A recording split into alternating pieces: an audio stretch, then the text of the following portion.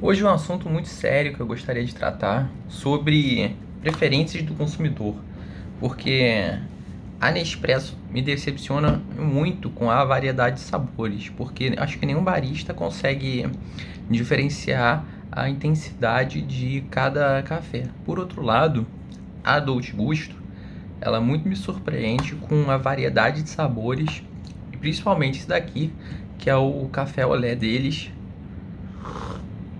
Perfeito, perfeito. Tomando a noite aqui, acompanhando aqui com um pão na chapa com manteiga. Hoje eu tô pra pobrice. Então, vamos terceiro texto aqui do Kaufman que eu vou ler. Na realidade é o mesmo livro, capítulos de recortes diferentes. Que vai tratar muito sobre a interpretação, a interpretação jurídica. O que significa esse processo de interpretação? Basicamente é um processo de equiparação, de assimilação e de outra palavra que vai ser bastante utilizada a seguir. Então, começaremos com um trecho do capítulo 4 que vai falar sobre The General Principle of Law e que, na realidade, traz a visão de Dworkin sobre o tema. Foi uma tentativa, um ataque ao direito positivo puro, uma tentativa de superar essa questão de apenas a regra seria o método de solução. Mas antes de entender o Dworkin, a gente vai primeiro dar um passeio por Hart.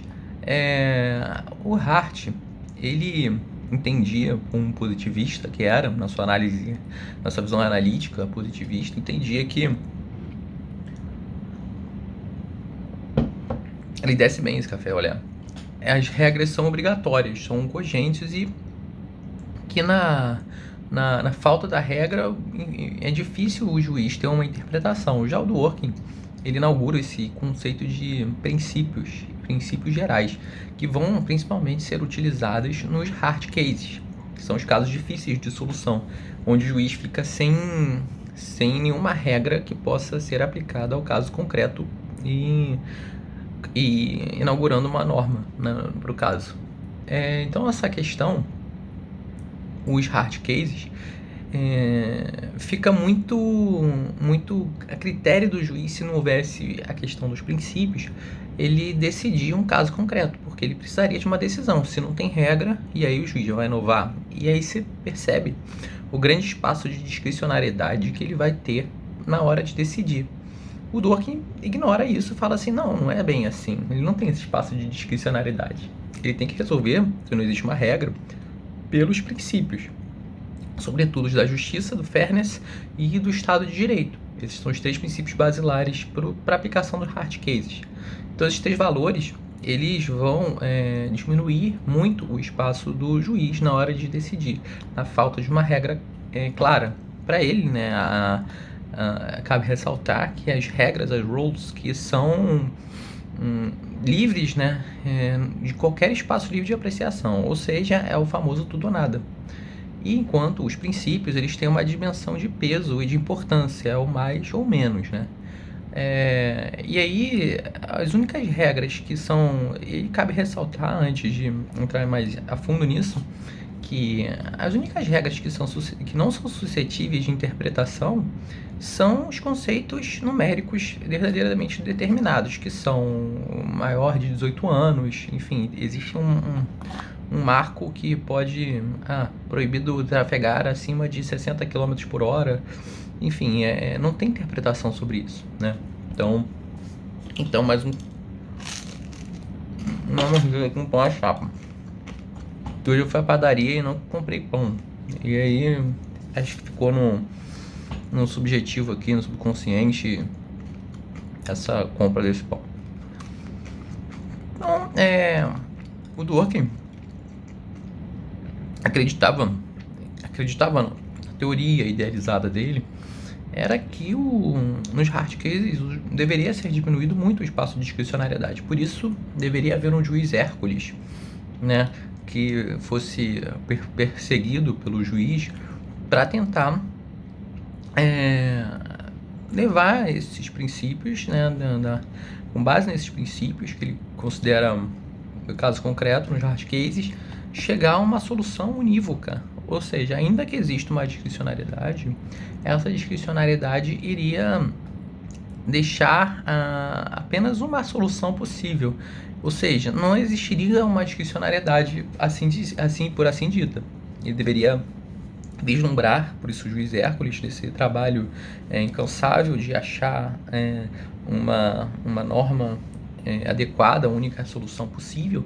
Ele, com base nos princípios, haveria sim apenas uma, só que a gente sabe que não é verdade, por isso que o juiz é um ideal, para ser perseguido. Dito isso,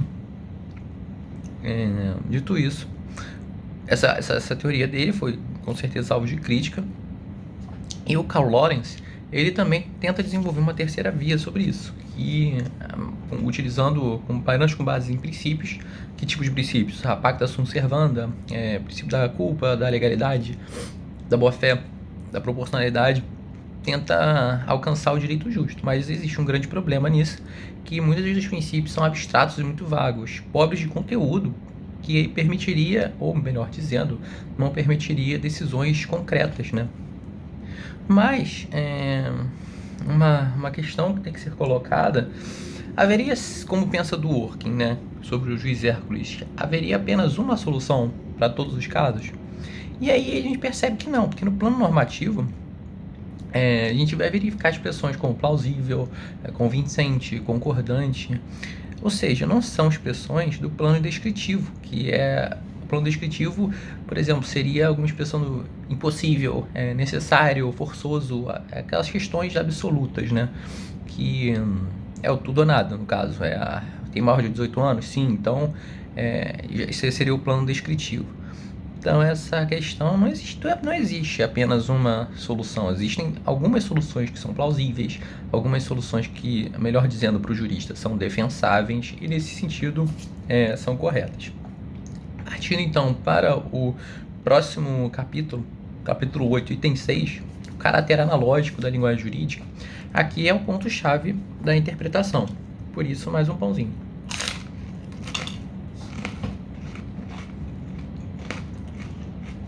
Tanto na parte de construção do direito, que é a aplicação do direito no caso concreto, como no processo de elaboração, no processo legiferante, do processo de elaboração das leis. Que o Kaufmann vai desenvolver sempre no processo analógico.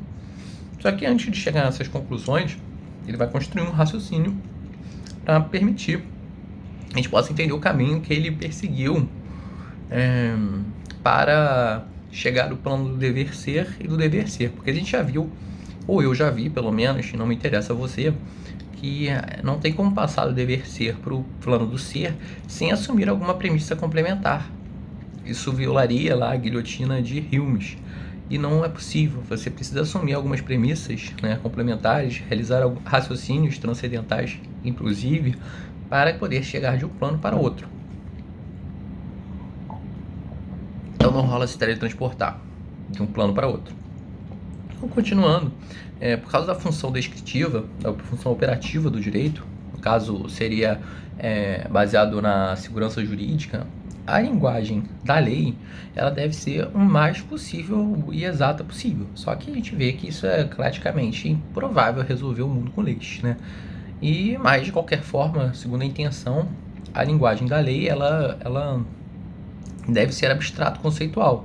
Ou seja, vai se movimentar no plano racional, né? Para categorização.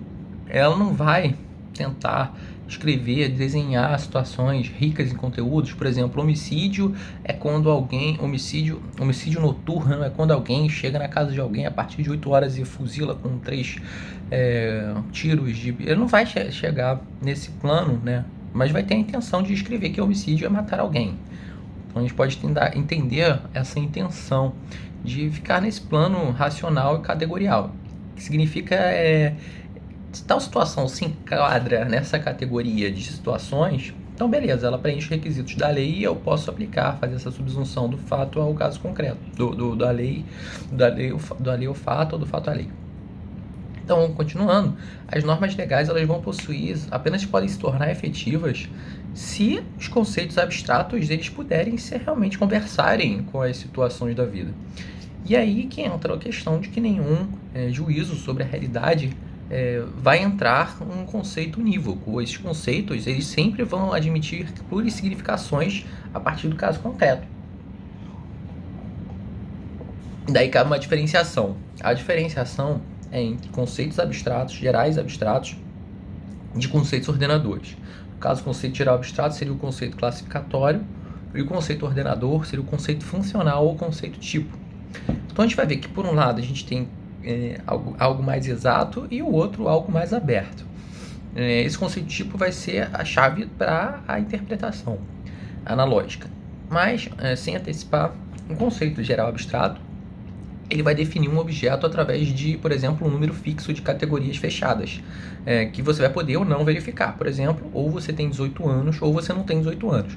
Ou você está acima da velocidade permitida de 60 km por hora ou você está abaixo dela.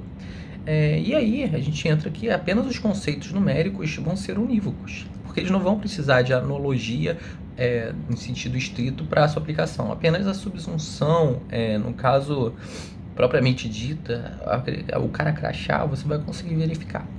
E os conceitos geral abstratos é o tudo ou nada, são capazes de cumprir a exigência da precisão da lei fundamental de uma forma ótima, no caso, idealizada. Quando a situação realmente preenche os fatos, a situação concreta realmente preenche, está na lei ipsis literis, representada, não tem que se discutir ali no caso.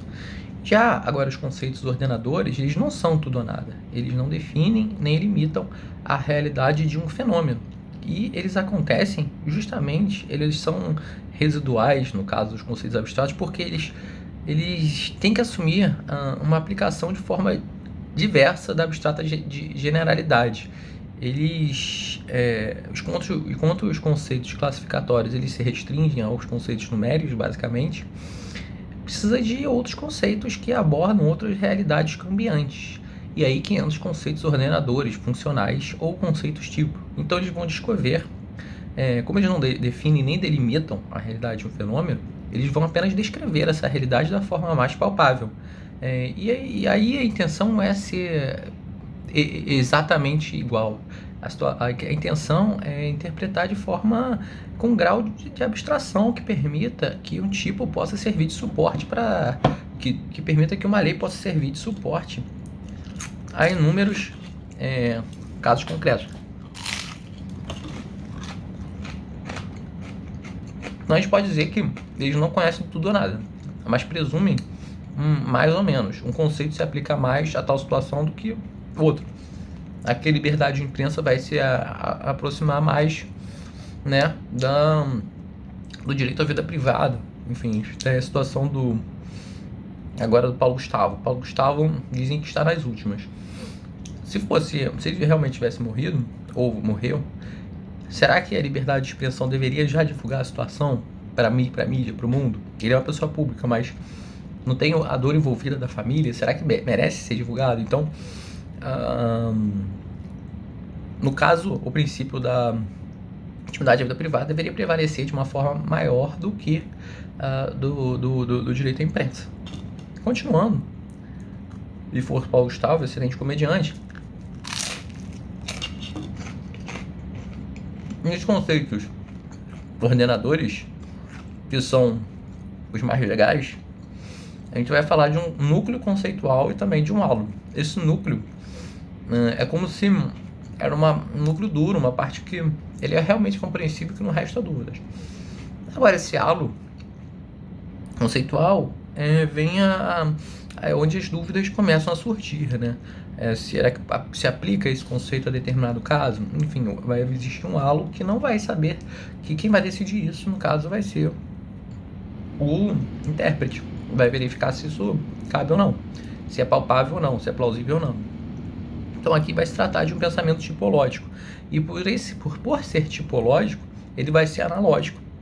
porque ele está muito longe do processo do pensamento subsuntivo, que seria o processo de aplicar a lei ao fato concreto. Aplicar a lei do fato concreto, o cara crachar. E aí vão existir dois lados do processo metódico na interpretação do direito. O primeiro deles vai ser a aproximação da situação concreta da vida à norma e, por outro lado, a aproximação da norma à situação da vida. Então a gente vai ter que comparar, na hora de determinar o direito, exatamente esse processo de ir e vir que vai falar que realmente essa situação da vida realmente se aproximou da norma. E esse processo não são dois atos separados, que a gente primeiro olha para a norma, no caso, não sei se ele utilizou aqui a norma como produto de interpretação, acredito que sim, vai utilizar para a norma e vai olhar para a situação da vida e depois olhar para a situação da vida e para a norma. Não, são processos necessariamente simultâneos. E é um ir e vir justamente que realiza na abertura, nessa fenda, desse espaço que será que a norma se aplica aqui? Será que não se aplica? Será que exatamente existe um buraco, né, que entre a situação da vida concreta e a situação prevista na lei, existe um buraco que é nessa abertura que a gente vai para ver a analogia acontecendo. A gente vai ver, por exemplo, uma pessoa deu 2 tiros em alguém e a norma está escrito matar alguém. Porra, você deu 2 tiros em alguém, matou e morreu. Essa pessoa morreu, no caso. E aí, com a norma matar alguém, a gente percebe uma analogia entre a regra e a situação da vida concreta. E a partir dessa analogia que a gente viu, porra, aqui tá escrito que você matar alguém. Não tá escrito que se alguém der 2 tiros em alguém e essa pessoa morrer. Só que, porra, a gente percebe, logicamente, que existem situações, existe uma aproximação muito grande entre o que está na lei e o que está acontecendo na realidade. Então, realmente, a gente aplica o processo de analogia e, pum, a gente chega na norma, que é fulano matou alguém, realmente, tome-se a pena. Só que a gente tem que tomar cuidado, porque essa analogia não é aquele processo analógico que a gente percebe, seria uma equiparação de um caso com outro, feito pela jurisprudência como método de integração. A realidade seria uma estrutura, essa analogia que a gente está falando é uma estrutura de procedimento. E aí, até mesmo a subsunção seria um processo de analogia, da gente comparar exatamente um caso concreto com o que está escrito na lei. Seria uma equiparação, essa comparação, por mais que a subsunção seria o menos abstrato possível, teria uma analogia na hora de se comparar o plano normativo, o plano de regra, com o plano da vida real. E aí, o fato da determinação do direito constituir um processo analógico, ou seja, na hora do juiz colocar, elaborar uma norma, vai explicar o fenômeno de sempre que a lei é mais sábia do que o legislador. E aí isso vem da teoria da interpretação objetiva, porque ela não vai se orientar pela vontade do legislador, pela vontade do legislador na hora que ele escreveu a lei. Pelo contrário, ele vai se orientar pelo sentido realmente da lei. E esse sentido da lei não está no enunciado, porque se tivesse no enunciado não permitiria mudanças de sentido. O sentido da lei, ele não está contido na lei, mas está nas situações concretas da vida. Então, uma interpretação pode mudar. Por exemplo, o casamento homoafetivo. Não está escrito no enunciado que o casamento homoafetivo é permitido. Só que as situações da vida permitem nós interpretarmos que a vontade da lei, nesse caso agora, é que o casamento homoafetivo seja permitido. E aí, no processo de determinação de direito também é assim, o processo de feitura, a lei também passa por um processo analógico, porque a ideia do direito, por meio dos princípios gerais, são comparados com os processos da vida, que aí o legislador vai mentalmente se antecipar a essas situações da vida e lá escreve positiva a lei, por um processo de equiparação, um processo de semelhança. Então a ideia do direito tem que se abrir às situações da vida, na hora de concretizar e positivar, na hora do legislador estar escrevendo. Ele vai se abrir às situações da vida, vai abrir o jornal ali, a televisão, vai pensar em uma coisa, vou precisar escrever esse negócio aqui para regular isso daqui. Enquanto, por outro lado, as situações da vida, elas vão ser, tem que ser idealizadas e conceitualmente configuradas e construídas. Eu posso construir uma conduta, por exemplo, por meio de uma lei, exigir que uma conduta seja obedecida. Sei lá, por exemplo, uma penalidade para quem não se vacinar. Eu posso pressupor isso na lei e isso vai orientar condutas que as pessoas queiram ser vacinadas justamente para não infringir a penalidade da lei, ainda que elas não quisessem ser vacinadas. Bom, a feitura da lei e a determinação do direito são processos de equiparação, só que muda. Enquanto a feitura da lei é uma equiparação entre a ideia do direito, né, e as possíveis situações da vida, ou seja, o legislador se antecipa, ele se antecipa a situação realmente se concretizar. Na determinação do direito, existe um processo de equiparação entre a norma legal e a situação do fato real, ou seja, o fato real vai ter que ser olhado e ser construído a partir e ver se analogamente a regra se encaixa ali, criando-se uma norma. Essa equiparação pressupõe agora que é um ponto-chave, que seria, no caso, aquele pressuposto complementar que vai permitir passar do plano do ser, né, plano do dever ser, para o plano do ser. Necessidade de um tertium, que seria um terceiro, né? A ideia da norma e a situação da vida tem que se coincidir. É um mediador entre o dever e o ser. É que a gente vai precisar de alguém que vai representar simultaneamente o particular e o geral.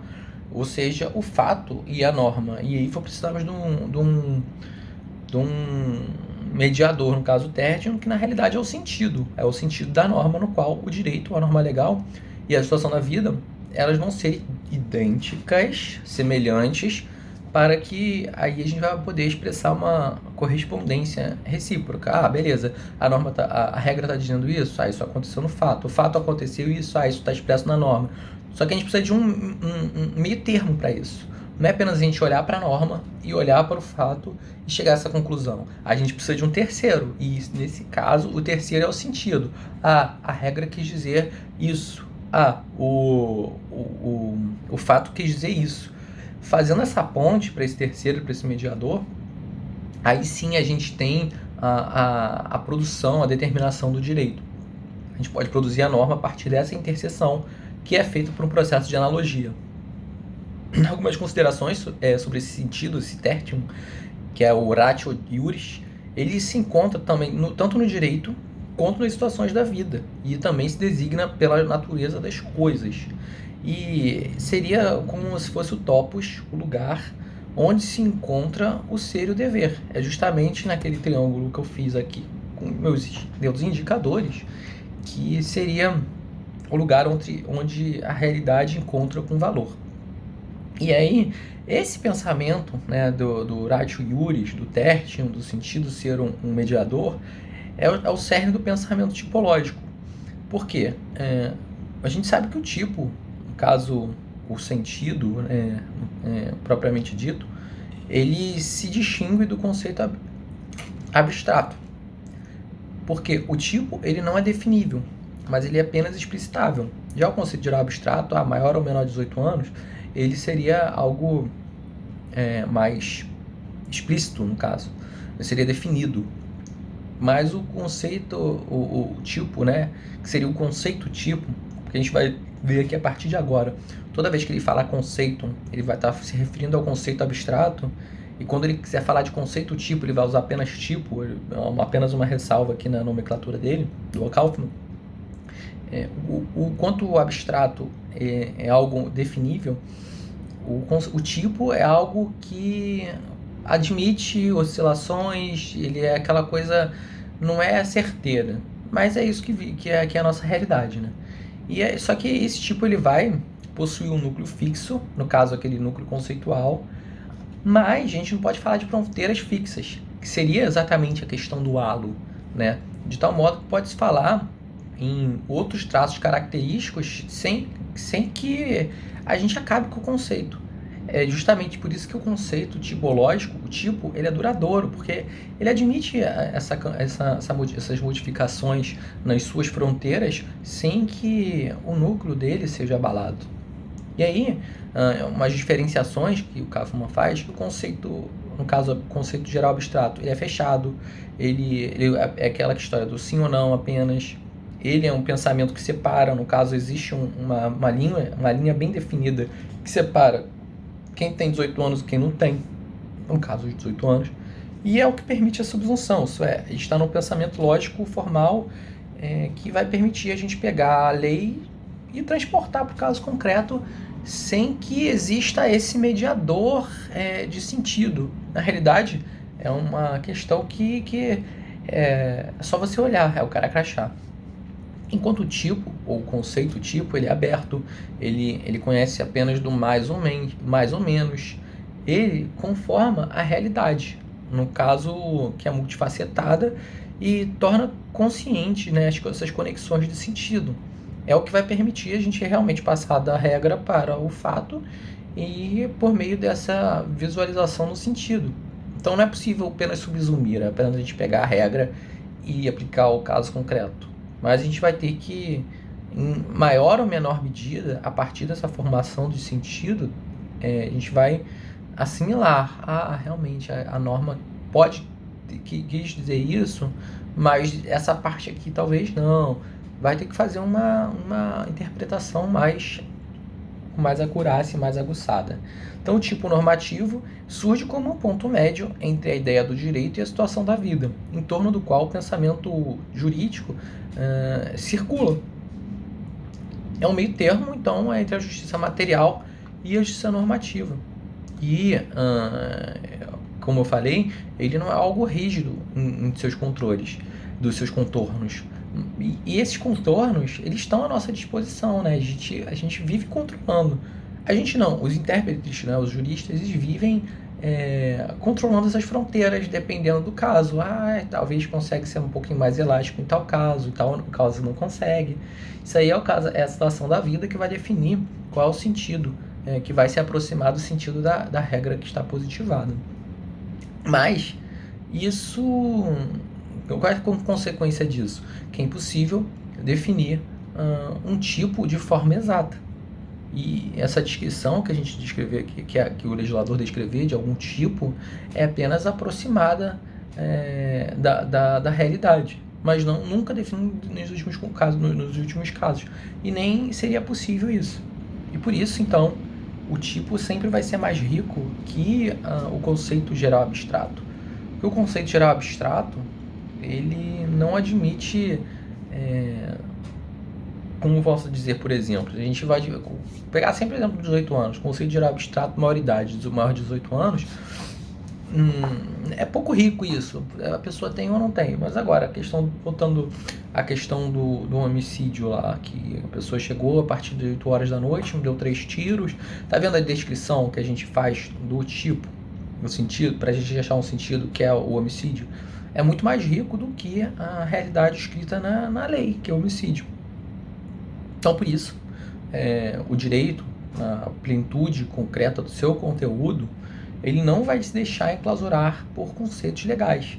Se fosse assim, ele não estaria conseguindo abarcar 1/3, 1/10, 1/pentelésimo das situações que acontecem na vida. E por isso que ele não é um sistema jurídico fechado e axiomático, mas é um sistema aberto, ou seja, tópico. Ele admite a extração de sentidos de várias realidades para que se chegue à regra positivada.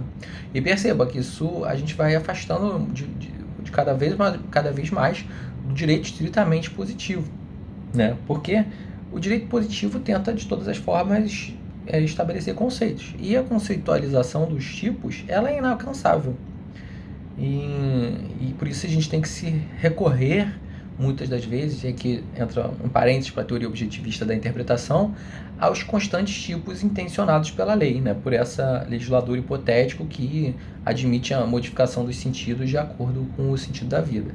Em menos de 30 minutos, excelente vídeo.